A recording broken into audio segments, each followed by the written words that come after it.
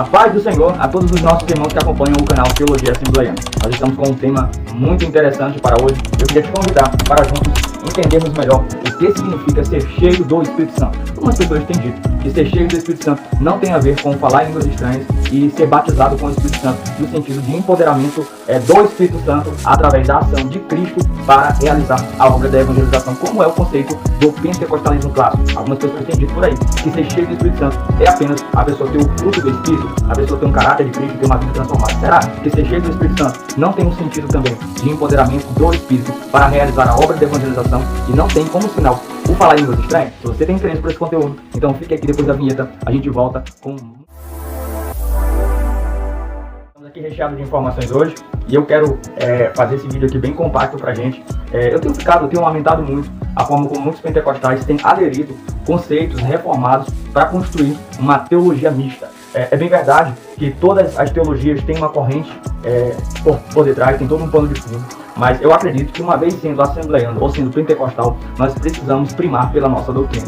E a expressão ser cheio do Espírito, ela tem ganhado rumos unilaterais.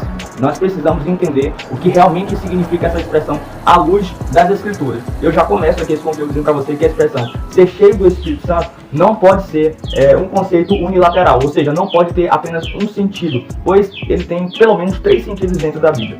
Só que, antes de tudo isso, antes de nós olharmos todos os sentidos que essa expressão ela tem dentro da Bíblia, é preciso nós entendermos que isso está dentro de um debate muito maior do que esse vídeo aqui se propõe, que é o debate entre se Lucas bebeu ou não bebeu da teologia de Paulo, se ele reverbera a teologia de Paulo, ou se Lucas constrói uma teologia própria. Isso aí é um debate muito extenso, acalorado, entre se Lucas só repetiu o que recebeu de Paulo, ou se ele constrói uma teologia própria. Então isso está fora dos limites aqui desse vídeo. Vamos nos deter apenas nessa terminologia dentro dos parâmetros bíblicos. Então vamos lá, olha, a gente precisa entender quantas vezes essa expressão aparece na Bíblia e em que contexto ela aparece. Pelo menos essa expressão aparece nas páginas do Novo Testamento 15 vezes.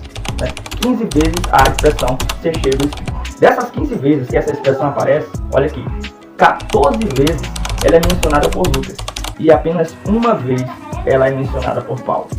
Você ficou surpreso com essa informação? Você já tinha reparado nessa distinção dos autores que mencionavam essa expressão? E olha, essa informação é tão rica, porque o sentido que Lucas pretende quando diz o que é ser cheio do Espírito Santo é um pouco, toma um ângulo na discussão, enquanto que Paulo, quando fala sobre ser cheio do Espírito Santo, ele toma outro ângulo na discussão. Eu quero assemelhar essas distinções de sentido dessa mesma expressão com a questão da fé e obras.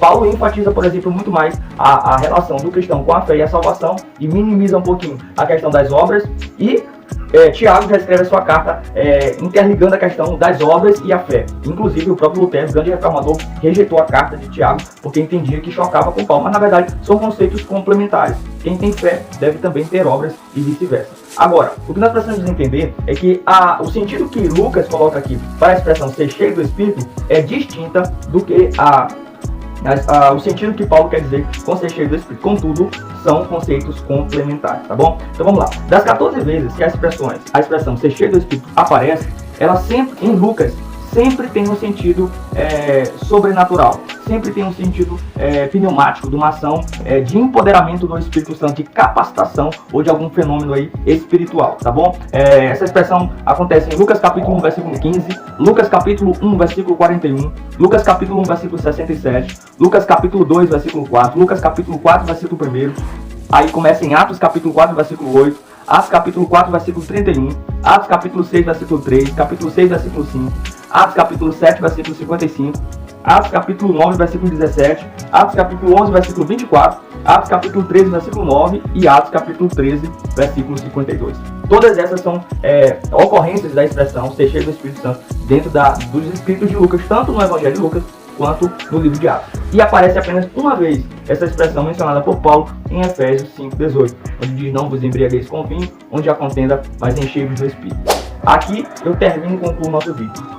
Na expressão de Paulo, em Efésios capítulo 5, versículo 18, essa expressão ser cheio do Espírito, não vos embriagueis com vinho, está falando aqui de um cristão ser cheio do fruto do Espírito, tá? Do crente ter o caráter de Cristo. Então, enquanto Lucas coloca a expressão ser cheio do Espírito como o batismo do Espírito Santo ou uma ação do Espírito Santo de empoderamento ou de capacitação espiritual para algo, quando Paulo emprega a expressão ser cheio do Espírito em Efésios 5,18, ele está se referindo ao caráter do cristão, às atitudes do cristão que refletem a sua nova vida em Cristo.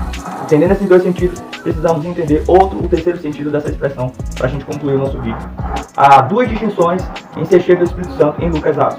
Na primeira, você vai encontrar ser cheio do Espírito Santo como uma ação sobrenatural que não necessariamente esteja ligada à questão de falar em línguas estranhas. Isso acontece, por exemplo, com João Batista no ventre da sua mãe, quando diz que ele ali foi cheio do Espírito Santo. Ali não há uma ação de falar em línguas estranhas, de capacitação para pregar o Evangelho, mas ali claramente há uma ação sobrenatural e divina do Espírito Santo atuando naquele momento. Enquanto que, a partir de Atos capítulo 2, nós temos aí a expressão ser cheio do Espírito Santo ligado à questão carismática, à questão de ser batizado com o Espírito Santo, com evidência em falar em línguas estranhas. E Paulo, quando menciona em Efésios capítulo 5, 18, apenas uma ocorrência dessa expressão por Paulo, está aqui no sentido do fruto do Espírito. Você gostou do conteúdo? Ficou aí por dentro dessas terminologias? Eu gostaria de dizer o seguinte: os reformados são contra a teologia pentecostal, que defende a atualidade dos dons e o batismo com o Espírito Santo com evidência do falar línguas estranhas. Mas aqui uma dica: toda vez que eles falam sobre ser cheio do Espírito Santo, eles dizem, ser cheio do Espírito Santo não é falar línguas estranhas, ser cheio do Espírito Santo não tem a ver. Eles fazem isso, mas quando você procura, não há aqui. Eles não encaram o texto em si, porque se eles encararem o texto, eles vão ter que admitir